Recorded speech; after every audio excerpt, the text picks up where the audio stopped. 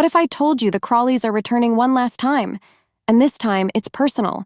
Dust off your teacups and brace your emotions, because Downton Abbey 3 is pulling us back into the grand estate for a farewell that's as heart-wrenching as it is unforgettable.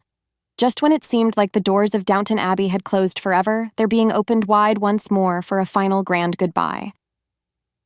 The third, and reportedly last film in the beloved saga, is officially in the works and set for release in September 2025. After the events of a new era, fans were left wondering, would there be another installment? While the first film earned a staggering $194 million at the box office, its sequel brought in a more modest $92 million. Still impressive, but not exactly a guaranteed green light for a follow-up. And yet, here we are. This new chapter carries a different emotional tone. The absence of Dame Maggie Smith, who portrayed the legendary Dowager Countess, casts a long shadow over the film. Her wit, her presence, and those unforgettable one-liners were the heartbeat of the series. According to Hugh Bonneville, who plays Robert Crawley, her absence will be deeply felt both on screen and behind the scenes. It's clear that this final film won't just progress the story, it will also serve as a heartfelt tribute to her legacy. Bonneville has also made it clear, this is the end. No hidden sequels, no surprise holiday specials. This is it. The conclusion. With Violet gone, the Crawley family and their staff must find a way to move forward. How will Robert uphold the legacy of such a formidable woman? Will Lady Mary, often so composed, allow herself to grieve? Will Mr. Carson sigh with such depth that the estate itself seems to lean under the weight of it? As the timeline moves closer to the 1930s, the world around Downton is rapidly evolving. While a new era introduced the glitz of Hollywood and hinted at the decline of aristocratic influence, this film looks to explore the next wave of societal change. Can Mary continue being the rock of the family, or will the responsibility finally become too much? Will Tom Branson ever feel truly at home in both his working-class roots and his Crawley life? And what of Carson? Will he ever truly step away, or remain Downton's ever-faithful ghost? This installment promises more than just drama. It's a love letter to the fans who have followed the Crawleys for over a decade. By returning to a fall release, Focus Features is leaning into the emotional pull of nostalgia, hoping to bring viewers back for one final visit to the estate. But even as we prepare for goodbye, we can't help but ask, is this really the end? After all, how many franchises have claimed this is the last, only to return again? Looking at you, Fast Furious. Yet this time feels different. The tone isn't about stretching the story. It's about closing it.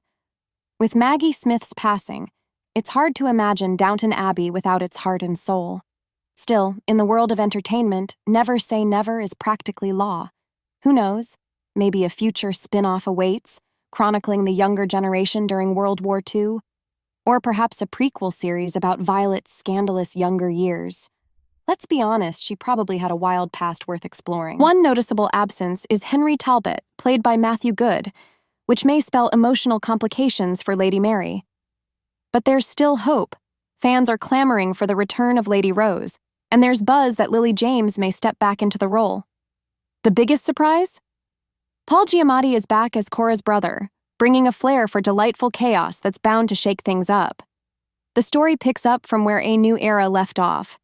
Tom Branson and Lucy have welcomed their baby, introducing another generation of young aristocrats learning to sit straight at dinner.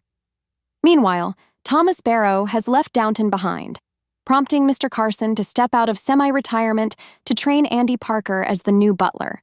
You can expect all the Carson classics: deep sighs, disapproving stares, and passionate speeches about tradition. This film is grounded squarely in the estate. No royal visits, no glamorous French escapades, just the grand house steeped in memories and history. And the backdrop? The 1930s were a turbulent time. Economic distress, political unrest, and the looming shadow of another global conflict offer rich ground for storytelling. The series began with the impact of World War I. Now it may end as the world stands on the edge of World War II, a poetic, full-circle moment. What should we expect? Emotional highs and lows, for sure. Perhaps Edith will finally get the peace she deserves. Mary will likely prove, once again, she's the unshakable core of the family. And the staff, always the quiet heroes, will continue their legacy of loyalty and resilience. This isn't just a continuation, it's a tribute to the story, the characters, and most importantly, to Dame Maggie Smith. Whether you loved her as the Dowager Countess or as Professor McGonagall, her ability to command a scene with a single glance was unmatched. This film will serve as a celebration of her extraordinary legacy. So let's savor every second. The witty remarks, the tearful farewells, the sweeping shots of Downton bathed in golden light. Downton Abbey 3 isn't just about endings. It's about honoring the journey that brought us here, and yes, prepare to be emotionally wrecked when those credits roll. Will Mary rise to the moment? Will Carson finally accept change? Who will find happiness, and who will face heartbreak? We'll find out soon enough. But for now, share your predictions. Who gets their happy ending, and who doesn't?